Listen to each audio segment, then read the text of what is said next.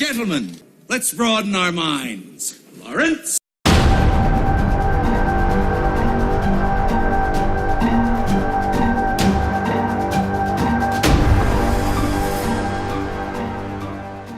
Okay, so on to TV shows. Yep, our TV segment. All right. Do you want to just jump into Flash first? Yeah, we might as well. It's on the list. Yeah. All right. So, Flash season 3, episode 1. Barry done fucked with time. Again. I'm gonna say that I enjoyed the episode. It was good. There was a lot of complaints though from like people I know talking about how Flashpoint shouldn't have been one episode. I don't think that I mean, I get what they're saying, but like it should have been like 2 or 3. I think it would have been like a good three episode arc. But honestly, the way that they set it up, there was really no real reason for him to leave. I mean, Wally, spoilers for anybody who hasn't seen the episode yet, but like, you know, please go out and watch the episode because it was really good, and I do want you guys to watch it and like, you know, discuss it with us, like talk about it in the comments. It'll be great. But yeah, so like he kind of seemed to have set himself up with like the perfect life. He did. And it just like the worst thing that really happened is like, oh well, you know, Joe's kind of like an alcoholic now. Yeah. No. That was weird. I mean, it was just crazy. What else did I like about? The only thing I didn't really like about the episode was the throwaway villain. Yeah, the rival. Yeah, I'm like, okay, he's fast too. Yeah. Okay. He's like, isn't he Jay Garrick's Reverse Flash? I think so. And his suit looks kind of weird. It was like a devil. Yeah. It was like a devil. But then again, it looks better than... I'll put images in. It looks better than his suit in the comics because he's literally just Shadow Flash. Like, he's literally Jay Garrick, but, like, blurry. I'm just... that's one of the weaknesses for Flash, or any, you know, of the Arrowverse comic book TV shows. There's a lot of throwaway villains. Like, there's like a villain of the week, which is okay, you know, take a break from the main storyline. But I think we're definitely gonna get more out of the character. Oh yeah. But I think where this show really shines is when it carries on with its main story. It's really entertaining too. Like I always say. You want to hear something funny that someone pointed out to me and now I can't unsee it? And now that I'm going to tell you and our audience, no one's going to be able to unsee it.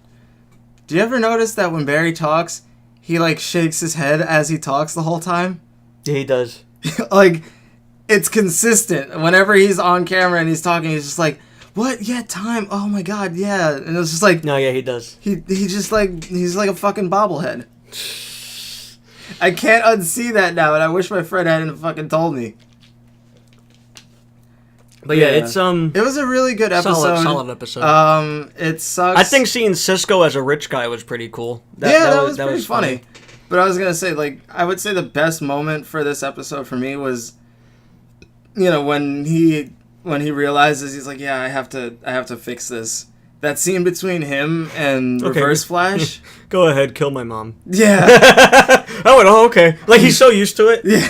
Like, it's fucking but like, that was kind of sad and not, like, hard to watch, but it was just like, that sucks. He has to tell, like, because, you know, the Reverse Flash is a dick, and he's like, you know what I need you to do. He's like, yeah, but I want to hear you say it. I was like, oh, that's rough. It was dark. Yeah, it was pretty goddamn dark. But yeah, I can't wait for next Tuesday. Yeah, I'm really interested to see, you know, how everything's changed now. Because apparently it has an effect on all of the universes. DC shows. Kevin Smith said that even though people were bitching about, you know, Flashpoint being one episode, he said season 3 really takes turns. Okay. Which is cool. So, I don't know. He worked on the show, so I figured, you know, he would know stuff. All right, so moving on to a new show that premiered on HBO. Last week was Westworld. Okay, so let me give you a little backstory on it. Westworld was a 1973 Western. That's the year my mom was born. It's weird. And so yeah, it's basically about this adult theme park where you can spend $40,000 a day to be there, which is ridiculous. Yeah. That was funny too. You basically act as a cowboy. It's like role play but extreme. Yeah. Yeah. The way that I explained it to my friend last night, and it might not have been the best explanation. It's kind of like Jurassic Park. It is, but with robots. It is. It's exactly like that. Okay, it really is. That's the best way to describe it. Like when I was saying it, I'm like, I hope I don't sound drunk. No, that is the best way to describe the show. It's basically Jurassic Park, but it's a Western setting, and there's androids, or as they call them, hosts. Yeah. Yeah, that guide you. This is gonna sound really fucking nerdy, but they're not androids. What are they? Technically, they're synthezoids. Okay, yeah. I know that sounds like it's really nitpicky. I felt like I was saying it wrong. I've been putting a lot of thought into this show for like the past couple of days. No, but I felt like I was saying it wrong anyways. I thank you for correcting me. I just no, because like androids are like the Terminator. That's like an android, like, you know, machine with like human skin. But this show, they have synthetic organs and like. So, like, really, they kind of are people, but, like, you know, with some kind of mechanism that causes them to be controlled. That's awesome. But, yeah, so, here's the kicker, like, the difference from show or movie to show. So, in the original Westworld movie, the main characters that we followed were the human beings that are stuck in the theme park. Right. But in the show... And this is something that I really wanted to talk to you about. In the show, it follows the hosts, like the synthezoids. That's what I thought was interesting about it. Yeah, and like I said, it's something that I really want to talk to you about. So, let's talk about, you know, the acting. Really good. Yeah. Like, they got a lot of really good actors. James Marsden, who I think should be in more stuff. Evan Rachel Wood, I think that's the girl. Her name, yeah. Mm-hmm. Was she in Across the Universe? Was it that? Yes. Mm-hmm. Thank you. And they also got that Ed Harris. Thank you. That's his name. The fucking creepy villain in everything. Yeah, Ed Harris, and he has those beautiful blue eyes. He fucking scares the shit out of me. Like, if I ever met him, I'd probably shit myself. He was the bad guy in The Rock. That's he was. Little fun fact. They also have that weird black dude from the Hunger Games Catching Fire. The one... I like him. Yeah. I like him as an actor. He fucking creeps me out, too, but, like, in a, like, you seem like you do weird stuff when the camera's not on. I think he seems like a cool that's just guy. how he's kind of typecasted. Yeah, he's always typecasted as like a intellectual, smart guy. What was I gonna tell you? No, yeah, going back to James Marsden, yeah, he should be in more stuff. And yeah, I was gonna say the reason why the writing was pretty damn good in this is because Christopher Nolan's brother, Jonathan Nolan, who wrote The Dark Knight, directed and wrote this. Okay, yeah. So is he like a consistent writer for the series, or is it just for the premiere? Let me see if he. I hope he is, because I think he's pretty damn good so far. Yeah. And J.J. Abrams executive produced it. So. Yeah. All right. So once he gets that information, we'll start delving into the story, and I guess here's your spoiler warning, because we're gonna get into it a little bit about the show, because I have some concerns. Yep, he's writing episode 2. Okay, good. Oh, he wrote episode 2, and let me, just for the hell of it, I'm gonna look at 3. All right. But yeah, so I mean, like we said, it follows this theme park where it's all Western themed, and you know, rich people pay a lot of money to go in there and like act out whatever fantasies they want. Like, you can do whatever you want in there. You can even be a villain. One guy said on the train there, to the town, he was like, yeah, I was a villain for 2 weeks, best time of my life. Yeah. Like, so it's weird shit. Yeah. Because villains do weird shit. Yeah. So that's the thing. Like I said, you can do whatever you want. Like you can fuck people, you can kill people, you can. And this is what was kind of been bothering me about the show. I like it. I really like it. You know, I know good storytelling when I see it. So I was enjoying the show, but like, I was kind of uncomfortable. Isn't the right word. But I found myself having a really hard time connecting with any of the characters. That was my issue too. Okay. That was because I was like, okay, who am I supposed to root for? But I'm sure we're gonna get more as it goes along. But here's what I figured out why I can't connect to any of the characters. Because every human's a piece of shit. Yeah. Every single human that shows up is a piece of shit. You know, they're literally, you know, they're criminals, they're murderers, they're rapists, they're like the worst of the worst. So I can't connect with any. Yeah, I can't connect with any of the humans. And then I realized that, you know, the synthezoids that they follow, or the hosts that we're following as the main characters of the show, like they have the most fucked up shit done to them, and like I want to feel bad. But at the end of the day, they have their minds wiped and they start over the next day like it's nothing. So I can't connect with them either because it's like every time I start to feel bad, I'm like, oh, well, they're not going to remember it tomorrow. So like, what difference does it make? I soon think that's going to change. Yeah, I think that's going to change. I was going to say... I'm sure, but like the first episode, I was watching it and I was just like, am I like a fucking sociopath or something? Because I feel nothing. Yeah, I agree. But I think that the first episode was, and this is gonna go into what I'm gonna say. I think the first episode is just an introduction, just to show the audience, okay, this is how this works. This is the world we're dealing with. This is how it works. I think that, this is my prediction because they showed him in the advertisements. There's a actor named Jimmy Simpson, who they advertised in the show. He's not gonna be in the show until episode 2. So maybe he's the person you root for, I guess. I guess we'll find out. I guess so. I mean, there has to be because James Marsden is a synthezoid, right? Yeah. Who else? It was that couple that were human.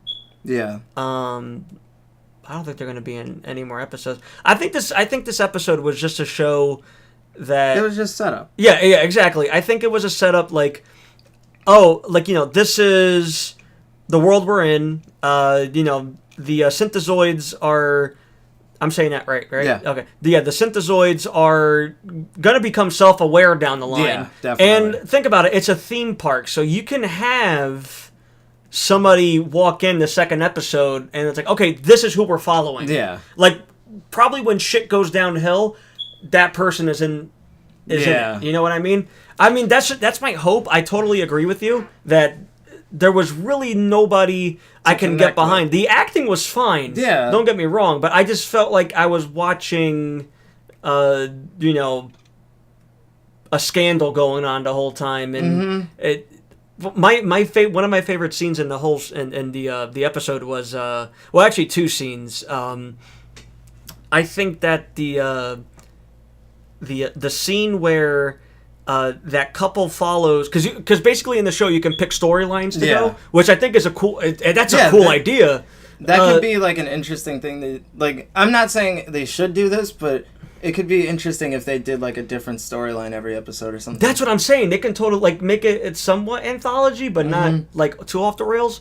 Because they did make mention of the fact that there were other, not necessarily other parks, but like they've changed the theme over the course of a few years. Yeah, I think that's cool. But I was gonna say, I think that the couple following that sheriff, the synthezoid sheriff, and he has like a meltdown. I thought that was cool. Yeah. And then they're like, "Come on, like what the hell, man? I paid for this shit," and like shit's breaking. And the other scene where Ed Harris drains that dude of his blood. Jesus Christ, he scalped him. Yeah, there was a map. Yeah. I wonder what that is. Who is Ed? Like, Ed Harris, you don't know what he's there for. Yeah, because he said that he's been coming to the park for 30 years.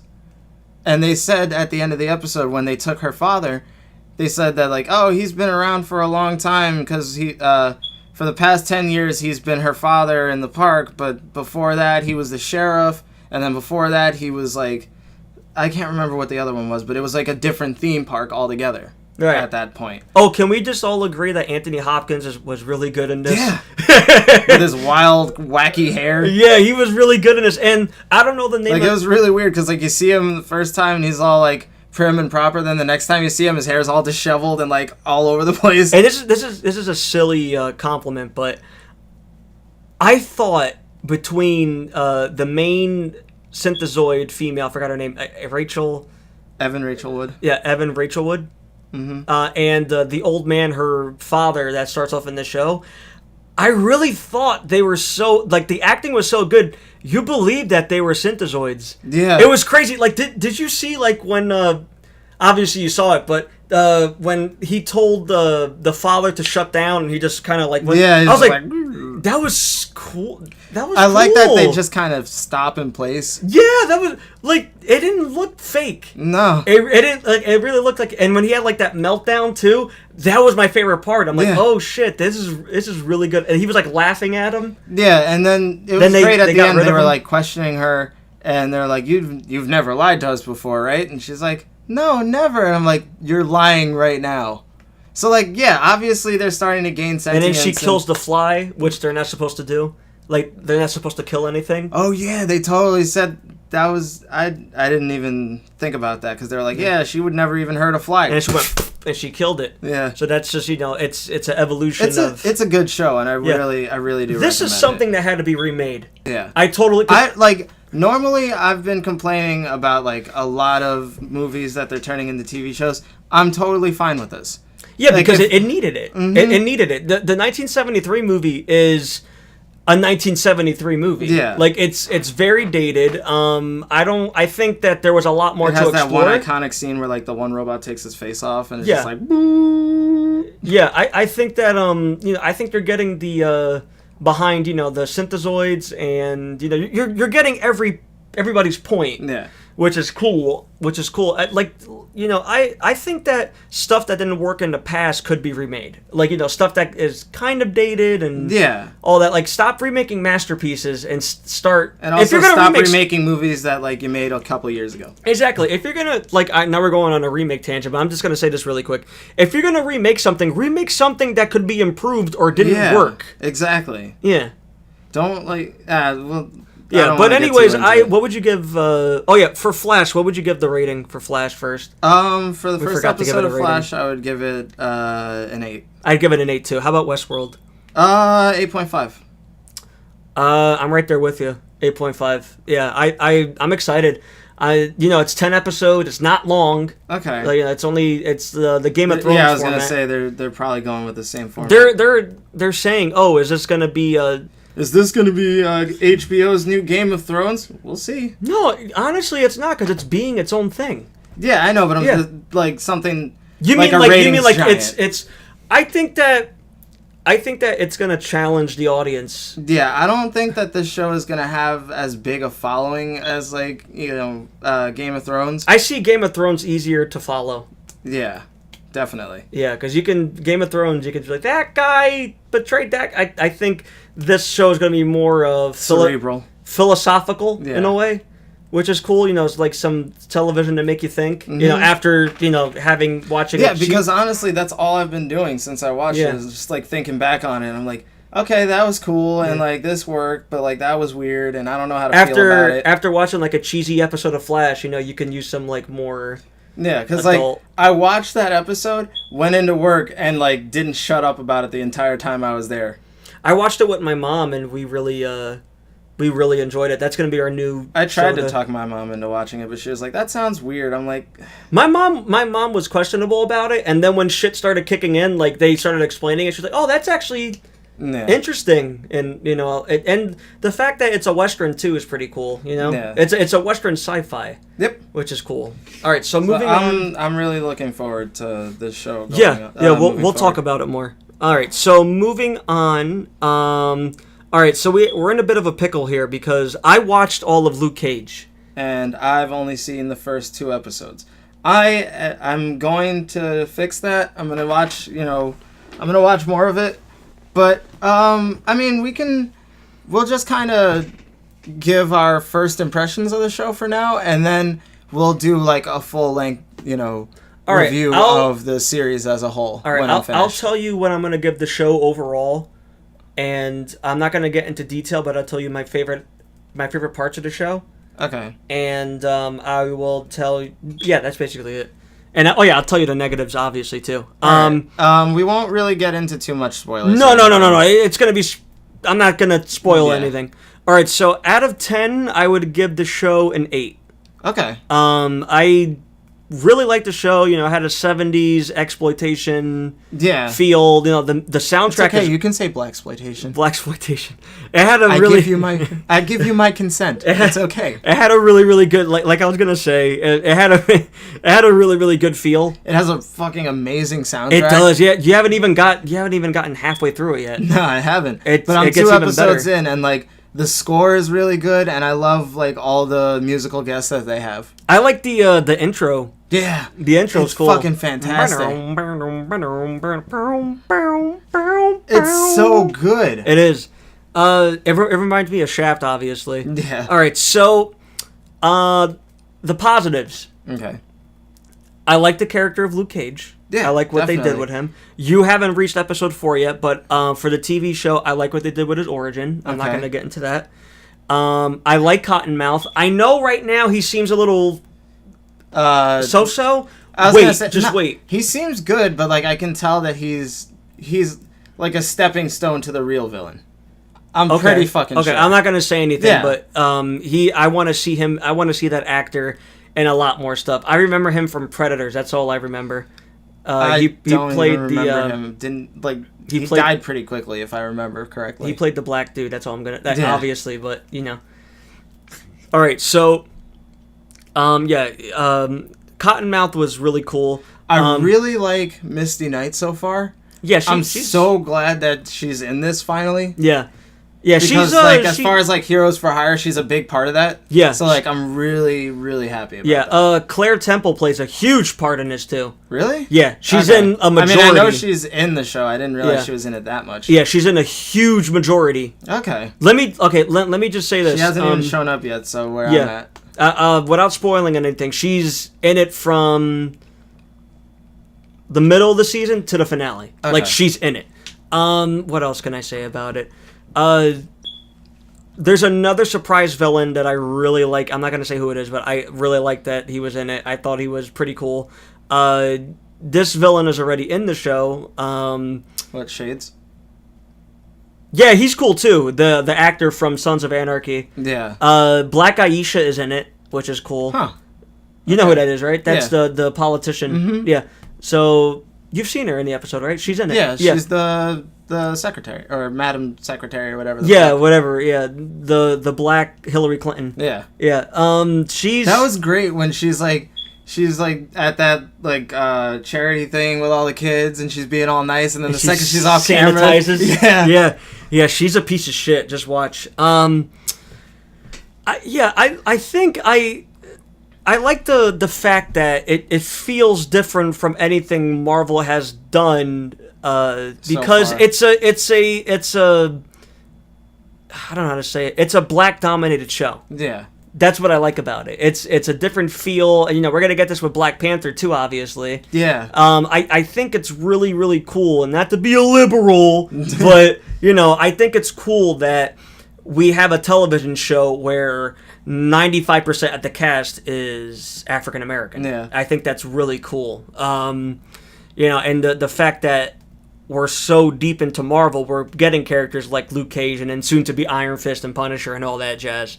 But yeah, for me, I really like the cinematography as well. Yeah. I mean, at times, like, you can kind of tell some places it's, like, obviously a set. Yeah. But, like, that was kind of how, like, those old 70s blaxploitation movies were. Yeah. Like, they were hokey and cheesy, and, like, you could tell that it was, like, a set or whatever. But, like, they made it work with the tone of the show. Right. And the other thing that I really like is that like the way that they use color is amazing. Like it's a very every scene is like tinted towards the feeling that each character is going through at that moment. Yeah, it's super, super good. So, like, when that one scene where Cottonmouth is, like, dealing with that kid, and he, like, beats the shit out of him. That was what it all just turns... two? No, I think that was the first episode. Yeah, where he punches the shit out of the guy, right? Yeah. That was one... That whole scene was tinted red, because he was, like, fucking pissed. I do like the You mentioned the cinematography when he walks up and he has that Biggie Smalls painting and like the soon like it looks like he's wearing the crown. That was cool. Like I said, he steals the show, man. You think so? Wait, just wait. Trust me. All right. I don't know if the twist is gonna get you or not. Of who's the real major villain, but even he was really, really good. Okay. Are you familiar with any of the Luke Cage villains? Because this is a very specific Luke Cage villain. Not as I'm not gonna well say as who I it is, remember. but... I'm pretty sure I know who it is, but I don't want to say it while we're recording because I don't want to ruin it. They mention him throughout. Yeah, they mentioned him in the first episode, but I just don't want to. Yeah. For people who don't know, I don't want to spoil it. It's super good. My negatives towards the show, without spoiling anything, obviously, his confrontation with the villain. Best way to describe it, and I've been hearing this a lot from a lot of people, and I think it's the perfect way to describe it, feels like the ending fight to Rocky V. Really? Yeah. I was like, man, all that, and it leads to...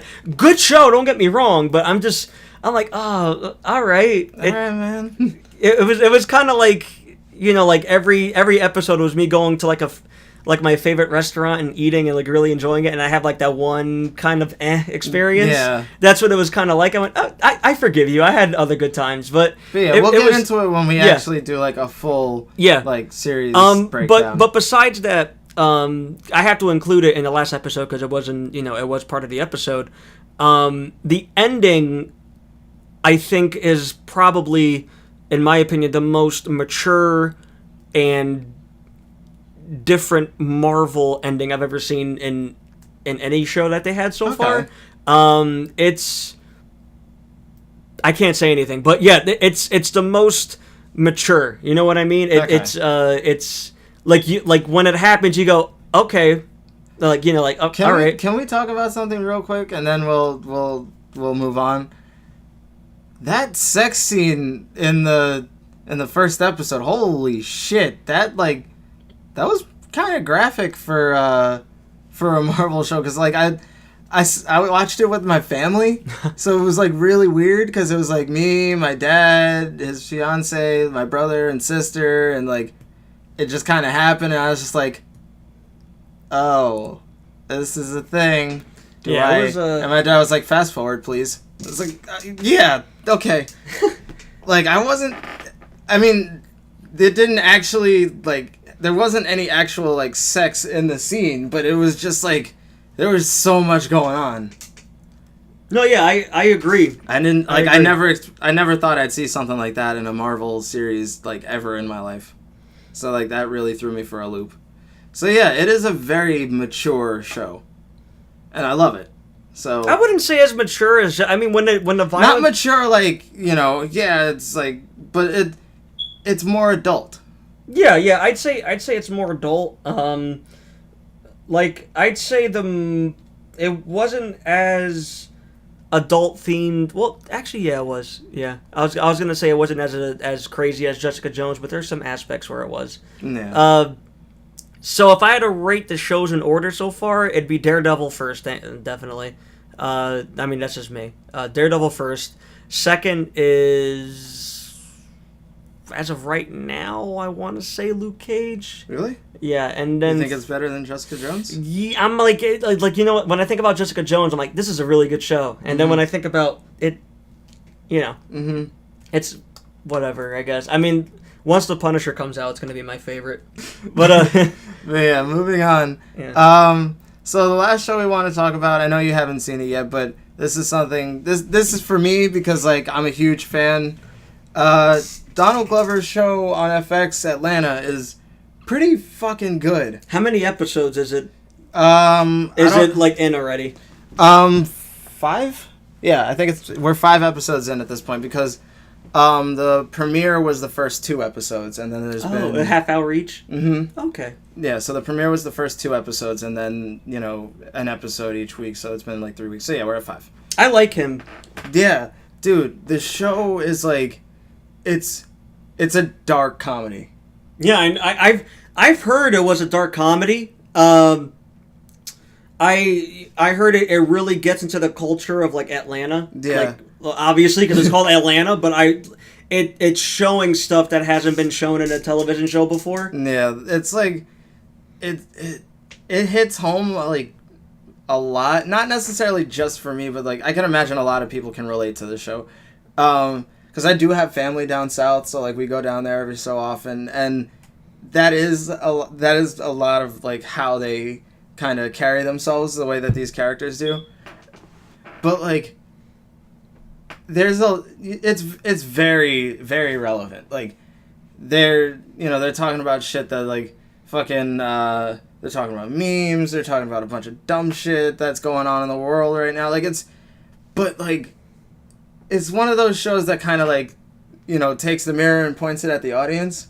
Like because I've had a bunch of different kinds of friends over the years, and you know how you have that one friend that's just kind of like, they're not going anywhere in life? Grow up? Yeah. Yeah. It's, watching this show, it's like, I've definitely been in these situations, like, where I'm like the straight and narrow friend that's like, all right, let's not do this, and then the other friend's like, fuck it, reckless abandon, Leroy Jenkins that bitch, and then they fucking do it anyway, and it's like, now I have to deal with your shit. It's really fucking, like, it's really good. Right. Like, the characters they feel real. The situations that they're in, anybody could be going through it, So you're saying it's real situations, and it's a dark comedy, so it's showing the real consequences of stuff that can happen, and that's funny. Yeah. Yeah, I can see that. Yeah, like there are like real situations where like your friend that doesn't move on, and you're kind of, you want to move on, but you like it. It's frustrating. I look at it this way, like when you have friends like that, it's frustrating for you for some reason, because you're just like, come on. Yeah. I get it. Like, I get it, yeah. And he has a kid in the show and everything? Yeah, he has a daughter in the show. And how old is he in the show? Like in his 30s or 20s? Or I know he's 30-something. I think his character is probably supposed to be in his like late 20s. Okay, all right. Even though he looks fucking 22. Yeah, I know. Yeah, but yeah, the show is really like funny. him. Like, one of my favorite jokes from the show, and I showed it to my dad while he was overseas. It was really funny.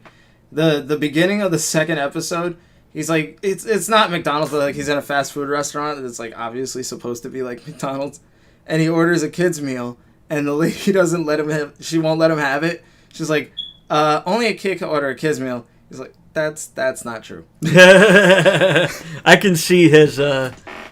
I can see it, yeah. I can see his face while saying it. And, like, we've all been there. Like, you have to deal with some fucking asshole customer service bullshit, and it's just like, you want to fucking yell at them, but, like, you have to be nice. He's just kind of, like, he's like, that's bullshit, because, like, because they have, like, specialty orders or whatever. He's like, do I have to be Chubby Checker to get the Chubby Decker? Like, come on, like, that's stupid. No, I mean, like, what's his job? Oh, what does he do for... I thought you meant, like, what does he do about the situation? He's, like, some kind of rent-a-car salesman or something at the airport. Okay. But he ends up becoming, like, his cousin's manager because his cousin's, like, a rapper or something. Okay. All right. Okay. Yeah, that's cool. But, yeah, the show it's really funny. I'm going to definitely check it out.